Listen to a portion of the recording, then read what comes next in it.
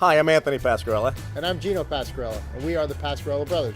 Today we're going to be making bread pudding a little differently with panettone. It's going to be a panettone bread pudding. It's something that most Italian people have on hand at different parts of the year, and it's going to be great. Let's get going.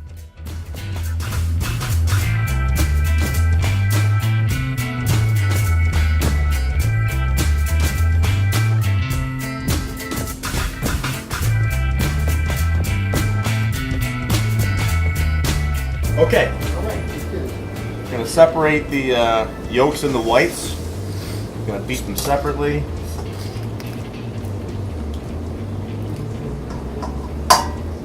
There's your yolk, there's my white. When you beat them separately, the egg actually performs a lot of different functions depending what you're trying to make. So the yolks are using a lot of custards and the whites are using a lot of meringues. Whipping it makes it frothy and airy. And the custard obviously makes it dense, and the fats mix differently.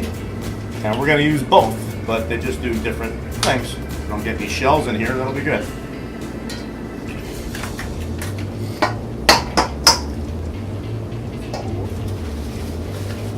Whiskey?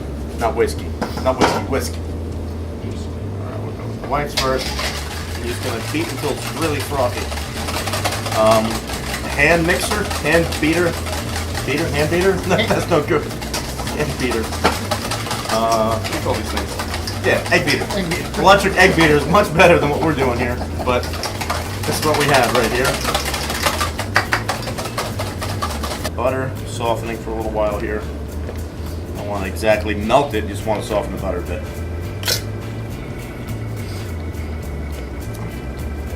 Yes, it's a lot of butter, I know, but this is not a low-fat dish. Extract in with the butter. Use half the bottle. That's going. We will put. I'm going to put the whites with the milk together. And this other one here, whole gallon of milk. We're going to put nocello in. Grandpa used to make this stuff. It's going to really give it some depth. We'll let that alcohol burn off a bit. While that's going, finish off the milk in here. The whites with the milk.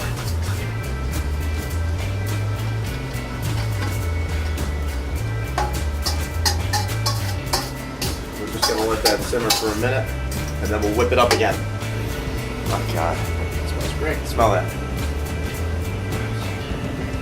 I used to think that stuff was disgusting. When we were kids in the cello, yeah, it was gross. Walnut liquor. It's very good. I guess I'm disgusting now. Because it's really good. So right now we're going to let this heat up a little. We're going to go prep the bread for the next step. Then we'll come back and take care of this. Most people use bread. We're going to use panettone. Let me tell you why. First of all, it's absolutely delicious. And half the work is done for us. All the flavors are in there already. First of all. Secondly, if you grew up in an Italian house, an Italian house, you always have this in your house. Christmas time, traditionally, you go around to people's homes before you have your own holiday, and everyone brings you one of these. So we end up with about 10 of them. Even though they're really good, you end up with a lot of them. The beauty of these things is the expiration date. I mean, they don't expire. This has like 8 months on it after Christmas. Now, ironically, Easter time, there's a colomba, which is basically a panettone also. It's an Easter version shaped kind of like a dove. That's a colomba, that's a bird. And these collect around the house as well. So no need to throw these out because they're really good. We're going to use them both today. So why don't you start chopping that guy up in big cubes. So much of these actually.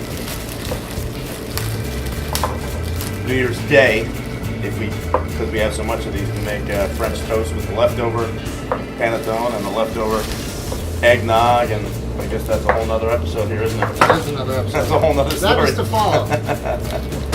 Those are really good. This one happens to have nuts in it. If you don't like nuts, don't do it. Chunk it off.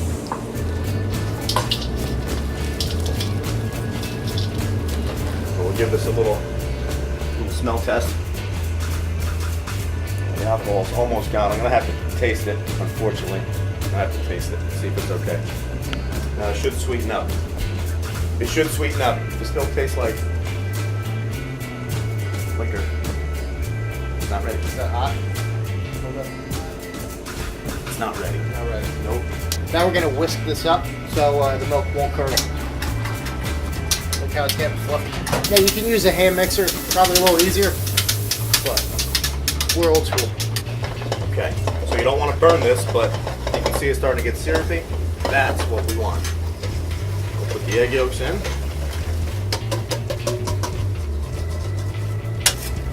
Alright, now I will add the condensed milk.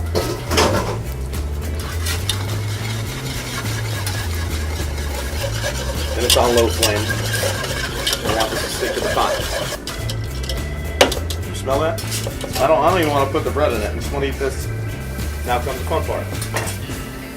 Alright, let this cool a little bit.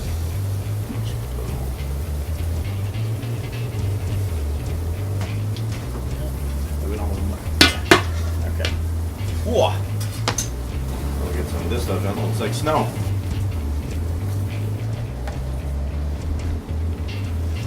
Alright, now the Panettone already has a good amount of raisins in it, so we're not going to put that much in.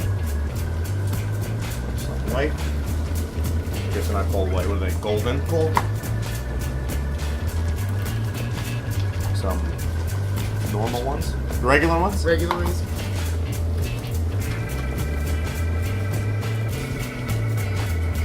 Ingredient I was holding out on. A few butterscotch chips.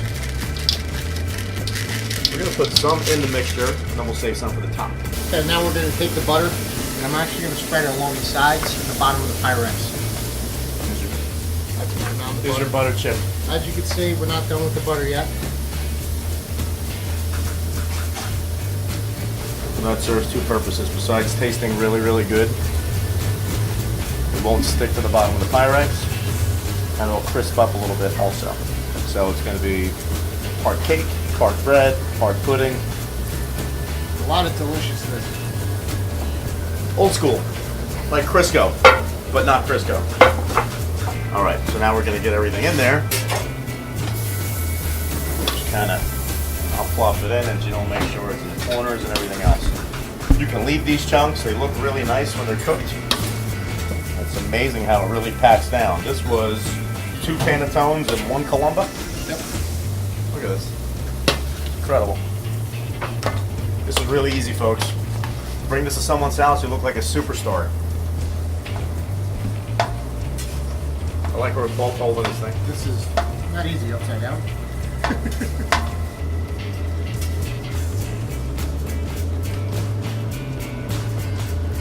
Some of those. Brown up the top. We already have plenty of butter in there, so we can take a little bit of honey.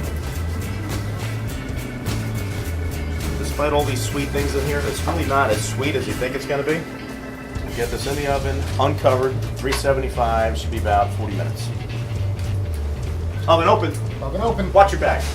All right, and there you have it. Panettone bread pudding. It's not light. It is very, very simple. And we're going to make you look like a rock star at your next party. Thank you very much. Bye.